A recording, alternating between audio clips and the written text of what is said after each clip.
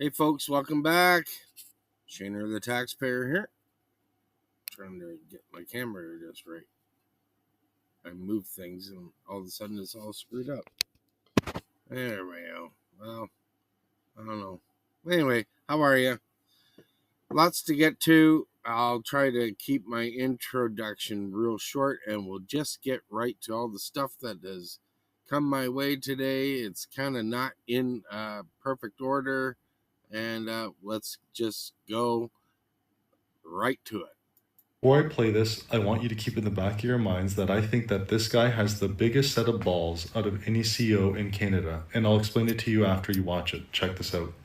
Absolutely. I mean, we have supplies of, you pick it from uranium to natural gas to oil to gold. I mean, we have everything set up. The only thing that's stopping us is ourselves. I mean, we have the need. There are 7 billion people on the planet that don't have the same access to energy that we do in North America. We have an obligation, a moral obligation, I think, to help them move to use the products that we have in this country. And let's not forget, we produce oil and gas, amongst other things, amongst the cleanest of any nations. So if we don't do it, the only people that are going to be able to do it will be the Russians and the Iranians and others that, frankly, I'm not sure Canadians would like to see those 7 billion people served by those players as opposed to ourselves. And even the United States as well, right? This is a competitive world. We have the products. We know the demand is there. We should take advantage of that and serve Canadians while also serving other parts of the world. Do you have any idea how hard it is to be the CEO of a publicly traded company and then go on national stage and basically say our government is completely destroying our country? They're getting in our way. We have all these clean resources. Our nation of Canada is so rich that we can provide everything to the world, and basically sticking up a massive middle finger to the Liberal government that has absolutely decimated this country. It's not an easy thing to do. That, to me, not only signals the fact that he has the balls to say it out loud, but the fact that they are so desperate. They've gotten to the point of desperation that they have to go down this path of actually publicly calling out Mark Carney and the Liberal policies that have gotten us to this point. It is unbelievable. I can't think of a time I've ever seen anything like this. You have no idea how incredibly important that interview was. It's much longer than this. He's incredibly diplomatic, well-spoken, phenomenal CEO. There's a reason why they're spending billions of dollars and expanding pipelines in America. Just so I provide the facts that they're in front of you, this is the expansion that they're doing. They're expanding in the US before starting anything new in Canada. Let me break down for you why this is so incredibly important. Our taxes, at minimum, if we utilize the full expansion of the resources that we have, should be half of what we're paying. At minimum, we would literally become the greatest envy of the world. But instead, we decide to keep it in the ground with red tape. Ridiculous. So what do you think, folks? He's not wrong. Do you think he's wrong? Leave some comments. Tell me how he's wrong. It's not all Carney's fault. This started long before. I mean, it's Trudeau. But then again, Carney was Trudeau's economic advisor. Carney did write the book, Values, about keeping the oil in the ground. We've got everything that the world wants. I'm just repeating everything that this guy just said, but it's obvious. And I've been saying it since I started podcasting, and I'm not alone, obviously, because I'm dumb as they come. If I can think it, if I can figure it out, anyone can. Moving on to the next video. I don't know who this guy is. HRH Elliott. Never seen him before. It showed up in my feed. The fact that we help other nations more than we help Canadians with Canadian tax dollars is insane. Well, let's give him a listen. I have gone through all this stuff, so I agree with it already. So Here we go. Your government fucking hates you, and it should deeply worry you. It was just revealed that CARNEY sent $63 million to the UN for food aid. Who cares, right? Why does this concern you? Well, we're at a point in Canada where food insecurity is so high that over 2 million food bank visits are recorded every month, out of a population of 40 million. But the point that should really piss you off is the fact that we're sending 3 times more money abroad to help other nations than we are investing helping our own. I think most Canadians are decent people and they're somewhat okay for some reason with paying taxes, but they expect our taxes to be used to better the lives of other Canadian citizens and the country as a whole. And we can be gaslit all day being told that sending money to Ukraine is somewhat righteous and the right thing to do, but when we're sending money literally to help other countries with their food insecurity, while we have our own major problem back home, no amount of gaslighting will justify that. So share this with other Canadians because they kind of need to know where their tax dollars are going and why it's not going to help Canada. Your government fucking hates you. Oh man, that's too much. Sorry for the swearing, but I think I swore yesterday. So, anyways, it happens. People say what they gotta say. Is he wrong? Tell me how he's wrong. Moving on, this Pierre Poilievre's post yesterday. Didn't catch it until today. Just finished a call with the Prime Minister to discuss tariff escalation. My message: release the text of the rejected agreement, recall Parliament, and adopt an emergency economic action plan to save jobs and lower costs for our people. The plan should scrap gas taxes until Canada Day, have zero capital gains tax on reinvesting in Canada, end the industrial carbon tax, greenlight the 500 projects waiting for federal permits, and have zero sales tax on Canadian-made cars. As the U.S. hikes tariffs, we must lower taxes for Canadians. Let's all fight for our workers, our businesses, and our country. It sounds great, Pierre, but good freaking luck. One comment here. Carney's response was, let me check with Brookfield first. No shit. Pierre actually has good ideas, but it'll never happen unless he's in office. Doesn't stand a chance in happening. And this meme was posted on Moose on the Loose. If Trump controls what happens to Canada, but Carney can't, that would make Carney the most useless prime minister in history. I guess so, even behind Trudeau. I mean, Trudeau could get a deal. Moving on from Michelle Ferreri's post from the New York Times reveals that the U.S. were keen on to move ahead with the Keystone XL pipeline. That was in the news. But the Liberals used it as a bargaining chip to try to change the deal in the last hours. Is that true? Why can't we get this kind of information from our own government and media? Because they don't want us to know that. Mr. Carney had brought up the idea of reviving the Keystone XL pipeline, during his first visit to the White House last year. Okay. Officials said that when Mr. Carney and Mr. Trump spoke by phone early in the week, Carney again mentioned the pipeline, saying that for the right deal on tariffs, Canada would consider bringing its side of the pipeline back to life. Okay. Trump was thrilled, a former official briefed on the talks said. But by Friday, the Keystone XL pipeline idea was buried again, as a U.S. official said that in the last few hours, Canada had expressed reluctance to cooperate. A Canadian official said that the trade deal on offer was not good enough to make the pipeline make sense. Let's read this first comment. I think the U.S. news channels should start a What's Happening in Canada segment so that Canadians can tune in to find out what's happening in Canada. No shit.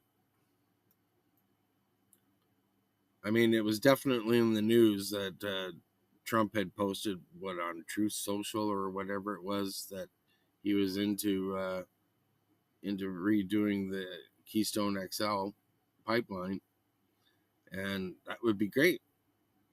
At least for Alberta, it's great for them, and I guess it helps our GDP too. Moving on, another post from Pierre Poilievre. This is from a few days ago. Liberals, this is actually from Blacklock's reporter. The Liberals spent $999 million on consultants. Pierre says, while Canadians can't afford to eat, heat, and house themselves, the Carney Liberals load up on contracts for high-priced consultants to do the work that our massive bureaucracy is supposed to do. We must cut the cost of government and cut the cost of living. Makes sense to me. I ask you, tell me how that is wrong. Leave it in the comments. Moving on. I like this one. Mark Carney told Canadians that he got the best deal on the Gordie Howe Bridge. Then the text of the deal was released, and it was revealed that Carney lied to Canadians. We still don't have the text of the U.S. trade deal Carney just rejected. Do you think Carney's lying about that too? Definitely, I do. And I also think that Lutnick guy got involved at the last minute and screwed up a whole whack of stuff too. I really do. Because I know they were real close to a deal with Jameson Greer, and then was it Robert Lutnick gets involved, and all hell broke loose. Moving on, this is a real quick video. I ask you, why is this necessary every single time? Before we begin, I would like to acknowledge that we are gathered today on the traditional and unceded territory of the Algonquin Anishinaabe people. We recognize and honor the enduring presence, cultures, and contributions of the Indigenous peoples, and we are grateful to be able to gather on this territory today. Alors aujourd'hui, nous sommes... Sorry, I'm back. I had a technical glitch. Why do we always have to acknowledge the natives? Why? Okay, great. Why did this start all of a sudden? Why do we have to suck up to them all the time? Let's just not. Okay? Let's just not. Let's just get right to it. This is Canada. We are all Canadian. Anyway, moving on. Ron Butler time. I haven't had him on the show in a while. Ask you a question, a really important question. Okay, Ron. Does it make any sense that in the country of Canada, we have as many people working for CRA, the tax agency, as we do in the armed forces? Like, what the fuck's gone wrong here? All right? Like, seriously. So they've had some recent additions in the last 12 months to CRA, and they're just starting to touch 60,000 people working at the tax agency at CRA. Ask you a question, a really important question. Oops. Anyways, I'm back. Oh, nice face, Ron.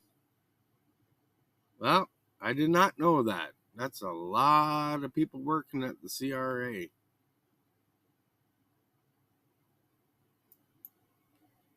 I'm trying to rip through all this stuff as quickly as I can, so I'm not talking a whole lot. But wow, this next video from Mario for the North. Give him a follow. This guy's great. This is great. Floor crosser MARILYN Gladu. Remember her? I talked a lot about her. Yeah. Listen to this. This is awesome. Make sure the volume is as loud as it can go. It's this video is low. What I'm about to share with you is exclusive audio from someone who worked at MARILYN Gladu's office. That is the floor crosser who went over to the Liberals. Listen to this. It's MARILYN Gladu calling. Listen, I just wanted to talk to you about what happened and whatnot. I just want you to know nothing that is my value or my faith has changed. The Prime Minister has accepted me with all of these views to come inside the government tent. And, you know, I'm already having an influence on issues that we care about. I think that the plan that he has to build the country and actually get things built, you know, both our defense, diversify trade, combat crime, all of these things, they do need some advice to quit doing some of the stupid things they're doing. But he's willing to put the past behind and focus on those things and take advantage of my talents. It'll be better for the riding in terms of the government support that's going to come.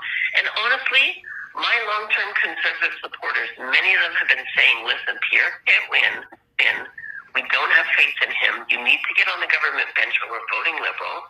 We would have had an election if I had not given them a majority that would have resulted in us losing 40 to 60 seats on the Conservative side and Pierre losing his leadership. So now this gives them time to rebuild. It's actually good for everybody. And honestly, don't be dismayed that your work is not wasted and the experience that you're gaining, you know, please stay in the Conservative tent, help them, pick another candidate, and, you know, get them elected forward. And it's all good, not to worry. There. All the stupid things they're doing. Additional support coming to our riding. Her voters chose her to be a part of the Conservative team. They didn't vote for her so she could betray them and join the Liberals. CARNEY has a manufactured majority, not one given to him by voters. And CARNEY is so desperate for power that he's willing to overlook completely contradictory views on anything as long as he gets his majority. This is absurd. That woman cannot be trusted with anything. CARNEY's not going to trust her after that. Oh my goodness. Some of the stupid things they're doing. Well, she's something else. She is really something else. Well, enjoy your short remaining time as a politician, because you're cooked after this. By the way, how does she figure Pierre would lose 40 to 60 seats? He just gained all that in the last election. She's out to lunch. Okay, moving on. So the trade minister here, LeBlanc, I watched this whole video. He was on what's this show? It doesn't matter. It's an American talk show. So I hear more from him talking to the Americans than Canadians. And this is kind of, I'm not playing the whole thing. It's like 11 minutes. I'll play a few snippets of it. But this is, and it was, I got the name wrong. It's not Robert Lutnick. Everybody's yelling at me right now, right? It's Howard Lutnick. And so we'll give a little explanation on kind of what, from his point of view, what went on with the trade negotiations. So we'll pick it up halfway through. But builds a North American economy that benefits both countries. So the other thing we understand is that the U.S. Commerce Secretary Howard Lutnick reportedly intervened in the final hours of the trade talks that you were describing there, those last couple of moments. Can you break down what his involvement exactly specifically was, and how did it ultimately impact the outcome and what Prime Minister Carney ultimately chose to do? So ultimately, Prime Minister Carney concluded on late that Friday evening that the cumulative effect of these elements that we were hoping could be included in the agreement weren't there, and therefore it wasn't economic for Canada to sign on to an agreement. The role of Secretary Lutnick, I had a number of conversations over the last 18 months with Secretary Lutnick. The discussions were taking place at the negotiating table with U.S. Trade Representative Ambassador Jameson Greer, who was frankly very cordial, very professional. At a personal level with Ambassador Greer, all of these discussions were very constructive. Who intervened? Ultimately, President Trump is the decision maker in the American government. His cabinet secretaries always told us that. What did a particular secretary do on a Friday afternoon, to be honest, for us is speculation. Our work, which we thought was constructive and in good faith, was with Ambassador Greer. But in the end, his government, the United States government, wasn't able to come to an agreement that that Prime Minister Carney thought was in Canada's interest. You can't ask the Prime Minister to sign on to an agreement that becomes a new floor in what had been a free trade arrangement. We accepted that President Trump was redefining these trading relationships, that countries wouldn't trade in certain key sectors at zero tariff. We had accepted that, but we needed to have an agreement that was economically viable for Canada's sectors, exactly as the American government would have wanted for their economy. And in the end, that wasn't there for us. On that point, though, Minister, I'm glad that you put this in context of the renegotiation of the USMCA, because going back to before President Trump taking office, when he was threatening these tariffs, my immediate thought was, oh, the USMCA is coming up for renegotiation, and of course, now here we are. But what kind of relationship then should Canadians expect to have with the United States? Are you still trying to reach a comprehensive agreement? Because yes, Canada is a very important partner to the U.S., but you, as I understand, export roughly 70% of your exports to the U.S. I mean, how impactful could that be for Canadians if you truly do redefine that relationship? And Kelly, that's a critical question that's before the government of Canada. When Mr. Carney ran his election campaign last year, he got a mandate to diversify our trading relationships with other trading partners, to be less dependent on, as you noted, a commercial relationship that has been developed over decades. The first free trade agreement was signed by President Reagan 40 plus years ago. So this integration, the challenge for us is this integration in these key sectors was suddenly weaponized against us, suddenly became a source of friction and of concern. It's like you trying to unscramble an omelet. It's not easy to do. So our government has taken its responsibility. Right now, we're the primary export destination for 26 U.S. states. There is a mutually beneficial trading relationship, certainly in Canada's benefit, we don't deny that has developed over decades. We had hoped that the USMCA review process could be concluded quickly. We still believe if the United States Trade Representative has issues in the review process, it's not a renegotiation, it's a review. Canada was ready to extend, as was Mexico, the USMCA arrangement for 16 years. President Trump didn't want to do it. He wanted annual reviews. That uncertainty we don't think is in the economic interest of the three countries, including the United States. Before you go, just because we have like 20 seconds, I just want to Kelly's point, I guess the larger question our audience is going to wonder, if the United States is no longer willing to stand behind the trade agreement and negotiated with Canada, what confidence then does Canada have that any new deal with the President of the United States, President Trump, is going to last? If you can give us that answer in 30 seconds or less. No, you said 20 seconds a minute ago. Therein lies the challenge.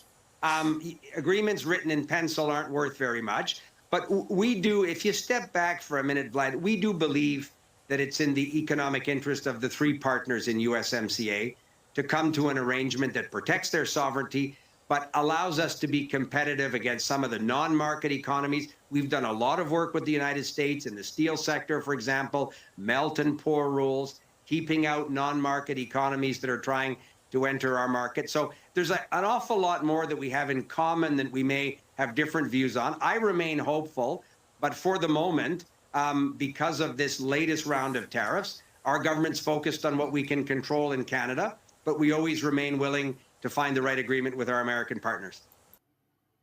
Well, I don't often let liberals speak on my show, but there you go. Do you believe them? I don't know. It is what it is. It fell apart. And so it did. It fell apart. And you can blame whoever you want. But the fact is, this really should have been taken care of a year and a half ago. This should never have escalated to this point. So you can blame whoever you want to blame. But ultimately, yes, Trump started all this bullshit. But Carney got in because he was the guy that was going to handle it all. Look where we're at now. So this deal didn't get signed. And now we're going to be all worse off. So Trump's tariffs have hit. Now we're going to put 50% on or match whatever tariff for tariff on different things. If it's 25% here, we're matching it there. If it's 15% there, we're matching it there. If it's 50%, we're matching it there. And it's just going to cost a lot for everybody, and businesses are going to suffer. Families are going to suffer. Jobs are going to suffer. Should have worked a lot better on getting a deal a long time ago. Now we're in the jackpot. Okay, this show's getting a little long in the tooth. Sorry about that, but I wanted to squeeze everything in instead of doing 2-3 shows in one day. So, last word goes to Michelle Ferrari.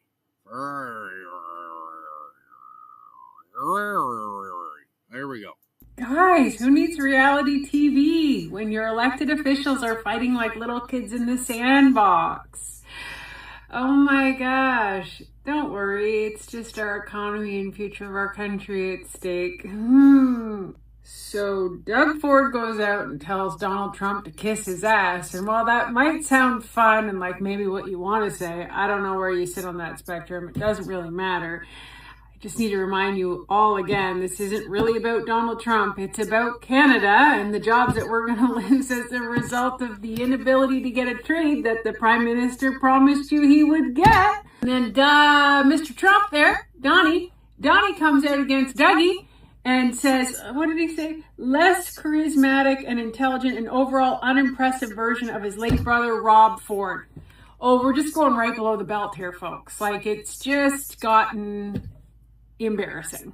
All while Mark Carney says he won't make a deal at any price. Well, Mr. Carney, shall I remind you what the price actually means? So 1 in 5 jobs, Canadian jobs, the estimated economic output is $45 to $50 billion. Although the Liberals won't like this, it seems the only adult in the room is Pierre Poilievre, who's saying recall Parliament because that's what it's really for. And pretty sure there's no bigger existential threat to Canada right now than this. So instead of maybe telling everybody to kiss our ass, we could do our job and show up to Parliament and get the details so that we all understand what we're fighting for. Because if we did turn down a bad deal, hell, let's support that. But we can't support it till we know what's in the deal. So let's recall Parliament and get the details.